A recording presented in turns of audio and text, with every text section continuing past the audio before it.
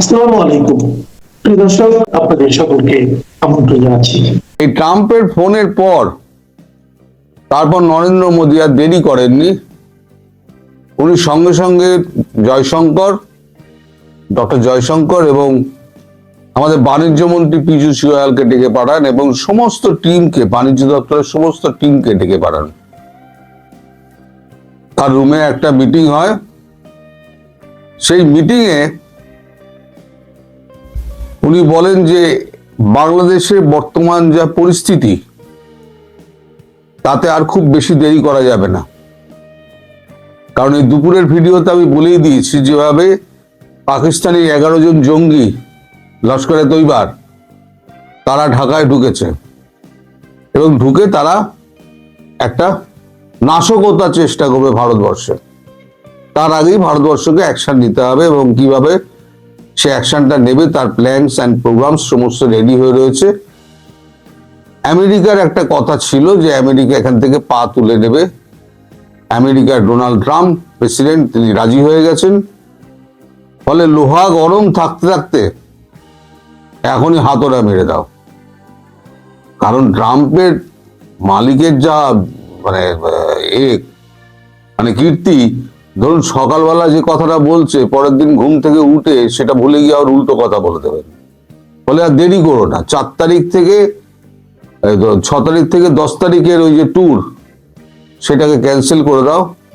আজকে রাত্রেই তোমরা বেরিয়ে যাও। ফলে রাত্রিবেলা তড়িঘড়ি বিদেশমন্ত্রী ডক্টর জয়শঙ্কর, তিনি অন্য একটা কাজেও 4 তারিখে তিনি যেতেন। আমি পরে বলছি কেন তিনি 4 তারিখ যেতেন। ডক্টর জয়শঙ্কর এবং পীযূষ গোয়াল এবং সহ 21 জনের একটা টিম ঝটাপট একদম ওয়াশিংটনের উদ্দেশ্যে রওনা হয়ে যান এবং সম্ভবত আজকে তারা, আমাদের যখন রাত্রি হবে তাদের ওখানে সকাল হবে, তখন ওরা কথাবার্তা বলতে শুরু করবেন। বিশেষ করে বাংলাদেশ, তারপরেতে আমাদের ট্যারিফ ইস্যু তারপরে হবে, আগে বাংলাদেশ হবে। আমি একটা পোস্টে একটা পরে উল্লেখ করে দিয়েছি, ট্রাম্প যদিও কথা হয়েছিল দুজনের মধ্যে যে আমরা কেউ সোশ্যাল মিডিয়ায় কিছু প্রকাশ করব না, কিন্তু ট্রাম্প তিনি পেন্টাগনকে দিয়ে একটা, নিজে করেননি, পেন্টাগনকে দিয়ে একটা বিবৃতি একটা ছেড়ে দিয়েছেন। সেখানে তিনি লিখেছেন, আমি ওই পোস্টে দিয়ে দিয়েছি, চিঠিটা দেখে নেবেন।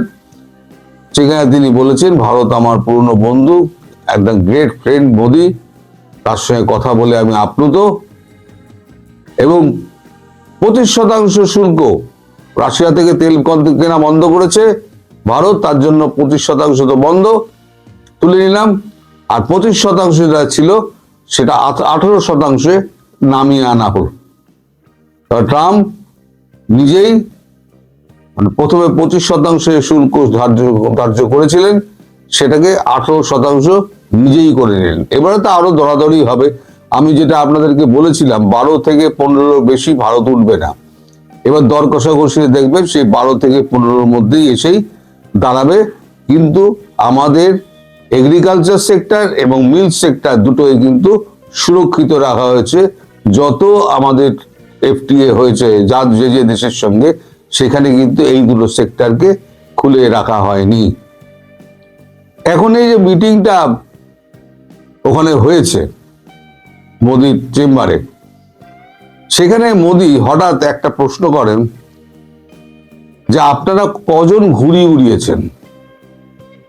কেউ গাল চুল করছে, কেউ চুলে হাত দিচ্ছে, 2-1 আমলা হাত তুলেছেন, আর হাত তুলেছেন পীযূষ গোয়াল, এবং হাত তুলে তিনি হো হো করে হাসছেন। তখন বলছে আপনি হাসছেন কেন? তখন পীযূষ গোয়াল বলেছেন আমি তো জানি আপনি কি বলবেন। তখন বলছে যখন জানেন তখন আমার এখানে আসুন, এসে সবাইকে বলুন যে ঘুড়ি ওড়ানোর সঙ্গে আমি কেন এই বাংলাদেশ এবং ট্যারিফকে জুড়লাম। তখন পীযূষ গোয়াল বলেন ঘুড়ি ওড়াতে গেলে দুটো জিনিসের দরকার হয়, একটা হচ্ছে হাওয়া আর একটা হচ্ছে সুতো। আর মেন অবজেক্টটা হচ্ছে ঘুড়ি। সুতো যার হাতে, হাওয়া যার পালে, ঘুড়ি সেই ওড়াবে। এবং সে জানে ঘুড়িকে কতটা ছাড়লে ঘুড়ি কোথায় যাবে এবং লাটাই গুটলে ঘুড়ি কোথায় আসবে, এবং জায়গা মতো আমি ঠিক গোত্তা মেরে প্যাচটি কেলে আমি অন্য পক্ষের ঘুড়িটি কেটে দিতে পারবো। এটাই হচ্ছে ঘুড়ি ওড়ানোর মজা। আপাত দৃষ্টিতে এটা খেলা মনে হতে পারে, কিন্তু জীবন দর্শন দিয়ে এই খেলাটাকে অনুভব করলে এর থেকে শিক্ষণীয় কিছু পাওয়া যাবে। তখন মোদিজি বলেন, এক্স্যাক্টলি আপনি যা যা বলেছেন আমি সেটাই বলতে চেয়েছি। আসলে আমাদের জীবনে আমরা a+b² তার ফর্মুলা আমরা কজন মনে রেখেছি? আমার তো মনে নেই, আপনাদের অনেকে মনে থাকতে পারে, কিন্তু আমরা জীবন দিয়ে আমরা কিন্তু ওই শিক্ষাগুলো নিয়েছি যেগুলো আমাদের চলার পথে প্রথম পাথেয় হয়ে থাকে। এই যে বিয়ের সময় দেখেন যে এত সেই সাজগোজ, হই হুল্লোড়, ধুমধাম, সাজানো, খাওয়ানো দাওয়ানো, ওটা কিন্তু বিয়ে নয়। বিয়েটা হচ্ছে তার পরের দিন যখন বউ সংসারে প্রবেশ করবে, আর হাজবেন্ড যখন সংসারে প্রবেশ করবে, ছেলেটি যখন সংসারে প্রবেশ করবে, সেইখান থেকে যে বাস্তবটা শুরু হলো সেটাই হচ্ছে আসল বিয়ে। আর বাকিগুলো হচ্ছে সব লোক দেখানো, আত্মীয় স্বজন খাওয়ানো আর লোক দেখানো। এখানেও তেমনি আমরা জীবন দিয়ে আমরা কি আমাদের লেখাপড়া আমাদের করতে হয়, আমাদের সমাজে শিক্ষিত হতে গেলে লেখাপড়া করতে হয়, তার একটা দাম আছে, নিশ্চয়ই আছে। লেখাপড়া না থাকলে পরে আমাকে শ্রমজীবী হয়ে কাটাতে হতো। কিন্তু এই লেখাপড়ার বাইরে এই পড়তে পড়তে মস্তিষ্কের যে মানে বন্ধ অংশগুলো খুলতে থাকে এবং সমাজ থেকে আমরা শিক্ষাটা নিই। তো এই কথা বলার সময় মানে মিটিং শেষ হওয়ার পর ঝটাপট যে যার রেডি হয়ে বেরিয়ে যান। তারপরেই আজকে সকালবেলা উনি পেন্টাগনকে দিয়ে, পেন্টাগনের পেজ থেকে উনি একটা এই বার্তা দিয়ে দেন যে মোদি আমার খুব ভালো বন্ধু, মোদির সঙ্গে আমার খুব ভালো ফোনে কথা হয়েছে এবং আমি ঘোষণা করছি যে 18% ট্যারিফ ভারতের উপরে লাগালাম, নামিয়ে আনলাম। যদিও বললাম আমি যে ওটা করবে না। এখন বাংলাদেশের ক্ষেত্রে কি হবে? এগ্রিমেন্টটা যত তাড়াতাড়ি এগ্রিমেন্টটা কমপ্লিট করো। এগ্রিমেন্টটা যতক্ষণ না কমপ্লিট হচ্ছে ততক্ষণ পর্যন্ত মানে আমেরিকাকে বিশ্বাস নেই। লিখিত চুক্তি কিছু না হলে পরে আমেরিকাকে বিশ্বাস নেই, অর্থাৎ লিখিত চাই। লিখিত হয়ে গেল। এইবারেতে আপনাদের মনে আছে যে আমাদের অমিত শাহ তিনি এতে 7 সিস্টারে দাঁড়িয়ে তিনি একটা হুঙ্কার মেরেছিলেন যে জমি আমাদের, এই জমির দিকে যদি কেউ চায় তাহলে উপযুক্ত জবাব আমরা দিতে পারবো এবং দরকার হলে আমরা উপযুক্ত শাস্তিও দেব। মনে রাখবেন তিনি কিন্তু স্বরাষ্ট্রমন্ত্রী, তিনি কিন্তু প্রতিরক্ষা মন্ত্রী নন। তিনি কেন বললেন? আমাদের দেশে কিন্তু এক মন্ত্রকের মন্ত্রী অন্য মন্ত্রকের মন্ত্রী ব্যাপারে কখনো ডিঙিয়ে কথা বলেন না। তিনি কথা বলেছেন এই কারণে, যেহেতু ওই বাংলাদেশে ঢাকাতে যেহেতু এই জঙ্গিরা জড়ো হচ্ছে সেটা স্বরাষ্ট্রের আন্ডারে পড়ে, তাই উনি বলেছেন যে আমরা শিক্ষা দিতে দেরি করব না। এই চুক্তিটা হয়ে যাওয়া মানে এবার নির্বাচন হলো কি না হলো কিছু যায় আসে না। মার মার ধর ধর, মার মার ধর ধর যখন তখন শুরু হয়ে যাবে। এ ব্যাপারে আপনারা নিশ্চিন্ত থাকুন, নিশ্চিন্ত থাকুন। যে কবে হবে না হবে আমি বলতে পারবো না, তবে মার মার ধর ধর যেটাকে শুরু হয়ে যাবে। সেটা যেভাবেই হোক না কেন, সেটা বোমা ফেলে হোক আর ভেতরে সৈন্য ঢুকিয়ে হোক অথবা কূটনৈতিক ভাবে হোক, কিভাবে হবে আমি জানি না।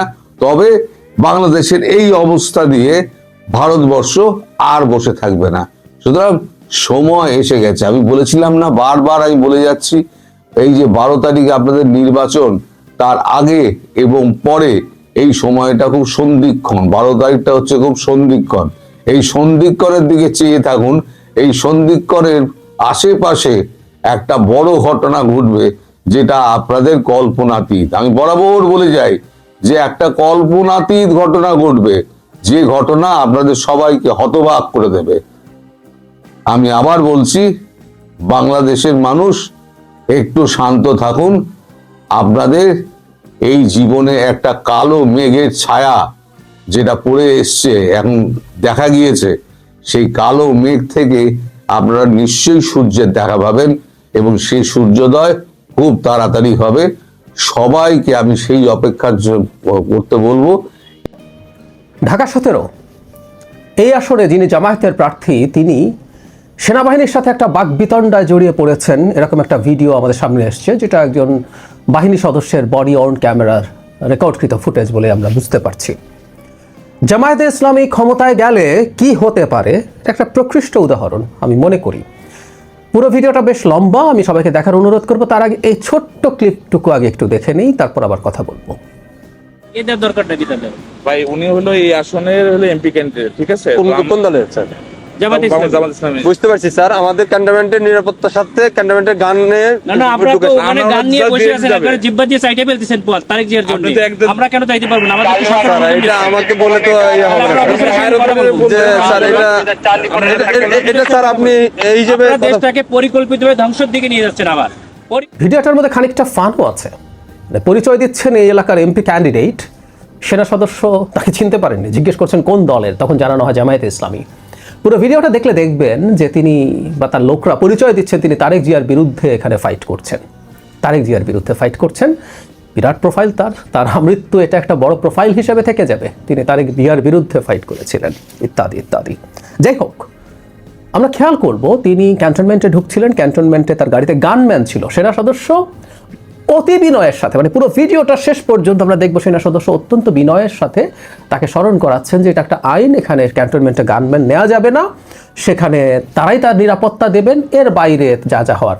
যিনি দায়িত্বরত, দায়িত্বপ্রাপ্ত, দায়িত্ব পালনকারী যে সেনা সদস্য, তার কাজই হচ্ছে এটা। আমরা এরকম একটা বাংলাদেশি দেখতে চাই, যেখানে যেই কোনো আইন ভঙ্গ করবেন সেটার যদি প্রিভিয়াস কোনো রকম কোনো ব্যবস্থা তিনি না নিয়ে আসেন আইনের মাধ্যমেই, তাহলে সেই আইন তিনি প্রয়োগ করবেন, যিনিই হোক না কেন। মানে এই যে এই ভদ্রলোক, উনি আইন প্রণেতা হতে চান, মানে এমপি ইলেকশন করতে চান। শোনা যায় আমাদের বস্তি অধ্যুষিত বেশ কিছু এরিয়া আছে এই কনস্টিটিউয়েন্সিতে, সেখানে মানুষজনকে নানান রকম সুযোগ সুবিধা দীর্ঘদিন থেকে তারা দিয়ে চেষ্টা করছেন জনাব তারেক রহমানকে চাপে ফেলতে। আমি মনে করি না এটা একেবারেই কোনো রকম কোনো কাজ করবে, কিন্তু সেটা করেছেন। কিন্তু এই ভদ্রলোকে তো জানা উচিত, অ্যাটলিস্ট উনি একজন শিক্ষিত মানুষ। এমপি হওয়া মানে কি? এমপি হওয়া মানে এগুলো দিয়ে জিতে আসা, নাকি আসলে এমপি হওয়া মানে হচ্ছে একটা রাষ্ট্রের আইন এবং পলিসি যিনি নির্ধারণ করবেন, আইন তৈরি করবেন, আইন সংশোধন করবেন, পলিসি ঠিক করবেন, সরকারকে চ্যালেঞ্জের মুখে রাখবেন যদি বিরোধী দল হন, আর বিরোধী সরকারি দল হলেও তিনি এগুলো নিয়েই কাজ করবেন। সেই ভদ্রলোক আইন ভাঙতে চাচ্ছেন গায়ের জোরে, গায়ের জোরে আইন ভাঙতে, যেহেতু এমপি ক্যান্ডিডেট তাকে এটা করতে দিতে হবে।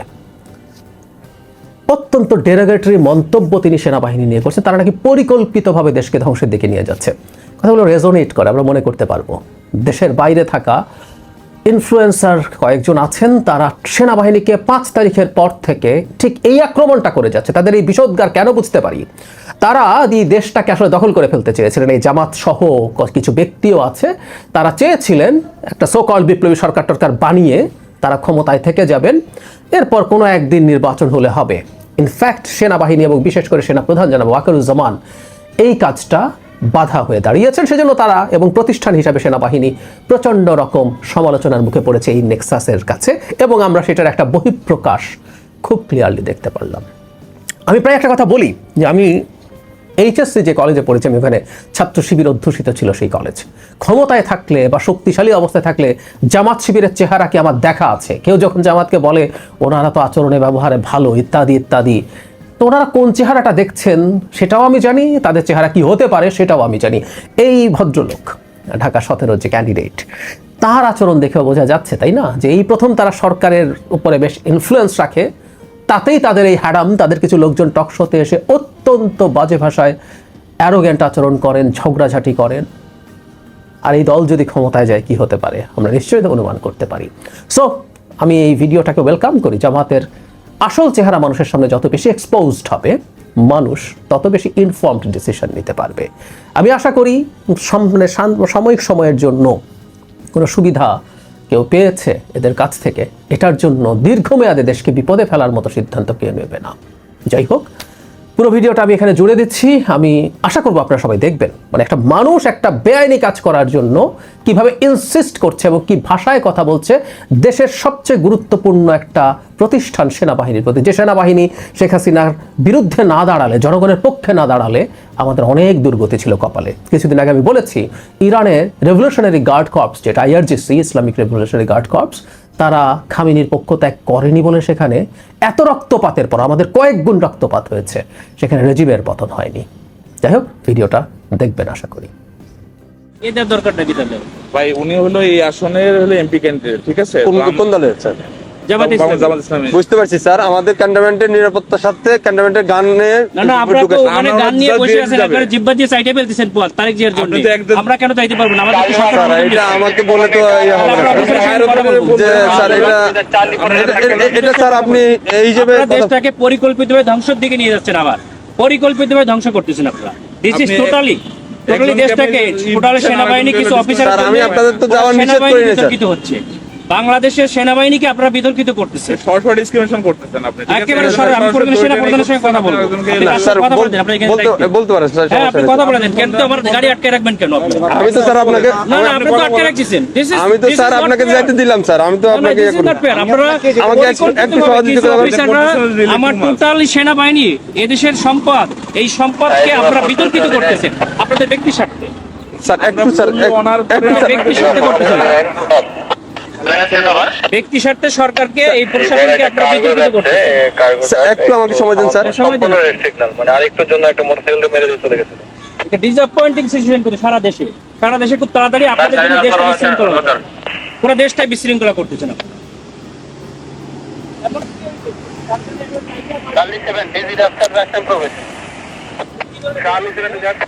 স্যার আসসালামু আলাইকুম স্যার, কপাল নিজাম সালিনান থেকে স্যার।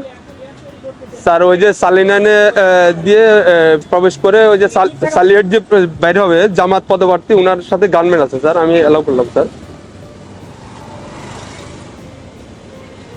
এমপি পদপ্রার্থী, সংসদ পদপ্রার্থী, ওনার সাথে গানম্যান আছে স্যার। আমি এদিক তারেক জিয়ার প্রতিদ্বন্দ্বী ডাক্তার এস এম খালেদুজ্জামান বলেন, ওই যে বলেন তারেক জিয়ার প্রতিদ্বন্দ্বী 17 আসনে স্যার ওইটাই উনাকে বললাম স্যার, উনি আমার সাথে আমার সঙ্গে কথা বলে দেন। আচ্ছা স্যার একটু কথা। হ্যালো, আসসালামু আলাইকুম। আমি doctor S M Khaleduzzaman, Dhaka 17 আসনের জামাত ইসলামীর না, কিন্তু আপনারা তো তারেক জিয়ার জন্য জিব্বা দিয়ে রাস্তা পরিষ্কার করে ফেলতেছেন, তাহলে আমাকে কেন দিবেন না? Why not? আপনি শোনেন, আপনার নাম কি বললেন? আপনি দেশটাকে পরিকল্পিতভাবে আমাদের মধ্যে একটা কেওয়াস সৃষ্টি করতেছেন আপনারা। নো নো নো নো, কেন নয়? আপনারা দেশটাকে ধ্বংসের দিকে নিয়ে যাচ্ছেন এবং কিছু অফিসার নিজেদের ব্যক্তি স্বার্থ হাসিলের জন্য আমাদের সুপরিকল্পিতভাবে 5 আগস্টের পরে আমাদের দেশটাকে আপনারা ধ্বংস করতেছেন, আমাদের দেশটাকে পুরো ধ্বংসের দিকে নিয়ে যাচ্ছেন আপনারা। আমি সেনা প্রধানের কাছে এটা কমপ্লেইন করতে চাই। আপনাদের অফিসারের সঙ্গে আমি কথা বলতে চাই। রয়েছে স্যার, বডি ক্যামেরা অন আছে স্যার। আমাদেরকে নিরাপত্তা দিচ্ছে, আমাদেরকে নির্বাচন কমিশন থেকে নিরাপত্তার জন্য দিচ্ছে গানম্যান, আবার আপনি আমাকে যাইতে দেবেন না কেন? স্যার আসসালামু আলাইকুম স্যার। অত্যন্ত সুপরিকল্পিতভাবে আমাদের দেশটাকে ধ্বংস করা হচ্ছে, খুবই পরিকল্পিতভাবে। স্যার বলছি স্যার স্যার স্যার আমরা এটা নির্বাচন কমিশনকে জানাতে স্যার তোমরা আসসালামু ভিডিও আলাইকুম করো, স্যার। আমাদের গাড়িতে আটকে তোমরা ভিডিও করো, এটা ভিডিও করো যে আমাদের গাড়িতে এখানে স্যার সরি স্যার, এখানে ক্যামেরাম্যান ভিডিও করা যাবে না কেন স্যার। আপনারা তো ভিডিও করছেন কেন? আমরা তো কেন এই অধিকার আছে বিচারটা স্যার। কেন আপনার করবেন? এটা- আপনারা দেশটাকে আপনার পরিকল্পিতভাবে কেন ধ্বংসের দিকে নিয়ে যাচ্ছেন বাবা? স্যার, বুঝতে অনেক পারছি মানুষ স্যার, রক্ত আমি দিয়েছে, আপনার কথা বুঝতে অনেক পারছি স্যার। মানুষ রক্ত দিয়েছে, আপনারা আর রক্ত নিয়েন না আল্লাহর রাস্তে।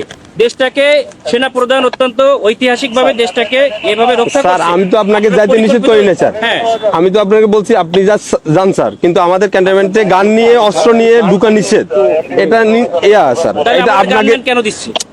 ক্যান্টনমেন্টের জন্য না স্যার, ক্যান্টনমেন্টের জন্য আমরাই নিরাপত্তা দিচ্ছি পার আপনাকে হয়ে যাবো বলছি, আমরা তো পার হয়ে যাবো স্যার। এটা ঠিক আছে, আমরা তো পার হয়ে যাবো। আমার কথা ভিতরে কোনো প্রবলেম হয়ে থাকে তাহলে আপনার এই ড্রাইভারটা ক্যান্টনমেন্ট নেবে। আমার এরপরে কে দেখবে?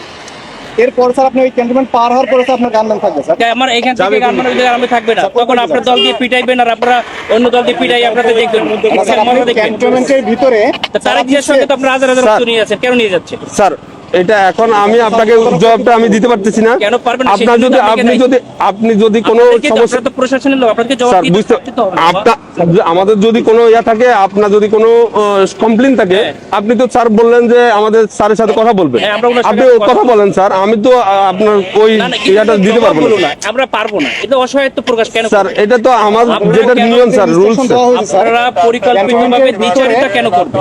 স্যার। এই জন্যই স্যার আপনি এই কমপ্লেনটা করেন স্যার। আমি তো না না, সেটা কমপ্লেন আপনারা কোথায় করবেন? আপনি তো বললেন যে সেনাপ্রধান স্যারের সাথে কথা বলবেন, হ্যাঁ, ইলেকশন কমিশনের সাথে কথা বলবেন। অথরিটি কি বলছে, আপনি কি করছে? বলছে স্যার গানম্যান নিয়ে অ্যালাউ নিষেধ স্যার। আপনার যেতে গেলে এমনিতে আমার কিছু সহযোগিতা করতে হবে স্যার। একটু সহযোগিতা করেন স্যার প্লিজ। না না না, সহযোগিতা না, আপনারা অত্যন্ত পরিকল্পিতভাবে দেশটাকে ধ্বংস করছেন, দেশটাকে রক্ষার দায়িত্ব আপনাদের। তাই না? স্যার আমরা তো আপনারা পরিকল্পিতভাবে দেশটাকে ধ্বংসের দিকে নিয়ে যাচ্ছে, বুঝতে পারছি স্যার। এটা তো সুন্দরভাবে আমাদের দেশটাকে একটা কেওয়াস সৃষ্টি করতে যাচ্ছে, মানে লেভেল একটা এজেন্ট হিসেবে একটা পরিকল্পিত স্যার ক্যান্টনমেন্টে আপনি হয়তোবা জানেন কিনা জানি না, ক্যান্টনমেন্টে এই যে এই রুলস গুলা আপনাকে ফলো করতে হবে স্যার। আমরা আমরা স্যার ক্যামেরা এমন আছে স্যার, ক্যামেরাটা একটু অফ রাখতে হবে। এটা আমার মোবাইলে আপনার ইয়াতে রাখেন, আপনি দুধ কথা বললেন, সমস্যা নাই স্যার। মোবাইল হাতেও রাখা যাবে না। হ্যাঁ রাখা যায়, আপনি ইয়া করতেছেন স্যার। বলছি আপনি যেতে পারবেন স্যার, কিন্তু শুনেন, আপনার যে গানম্যান এই সময় বুঝছেন, স্যার। সময় সব সময় থাকে না, ঠিক আছে? আপনাদের স্যার। সময় সবসময় সমান যায় না। Sir, sir. বহুত বড় বড় অফিসাররা স্যার। আদর্শে 5ই আগস্টে পরে আমাদের যাইয়া, স্যার। আমরা কিছু বলি নাই, স্যার আমরা এরকম কুকুরের মতো পাচাটা হই নাই, স্যার ঠিক আছে? স্যার আমরা এখন গোলামির না না, আমরা তো না, না, গোলাম হয়ে স্যার, গেছি। আমরা- আপনারা অলরেডি গোলাম হয়ে গেছেন, দেশটাকে ঠিক আছে। বিক্রি করে দিয়েছে একটা দলের কাছে, যাও, তুমি দেশটাকে পরিকল্পিতভাবে গোলাম হয়ে গেছে। আমরা এখন কোথায় কমপ্লেন করবো বলে? স্যার আপনি আমাকে তো ব্যাক করতে হবে, আমি অস্ত্র স্যার যাই ওইভাবে যে আপনাদের পিটানি খাবো আমি? কেন আমরা পিটাবে আমাদেরকে কেন শুধু আপনারা এই শুধু- জগন্নাথে মারামারি করতেছে আপনাদের গাড়ির সামনে ঠেকাইছেন। স্যার এটা তো আমাদের তো বাইরের এরিয়া, এটা সিভিল এরিয়া, এটা তো এখন আমি সিভিল বাইরে এরিয়া। যেয়ে কি করবো? তাহলে আমার গাড়ি নিয়ে এখন ব্যাক করে দেন, আমি ব্যাক থেকে চলে যাই। স্যার ঠিক আছে স্যার।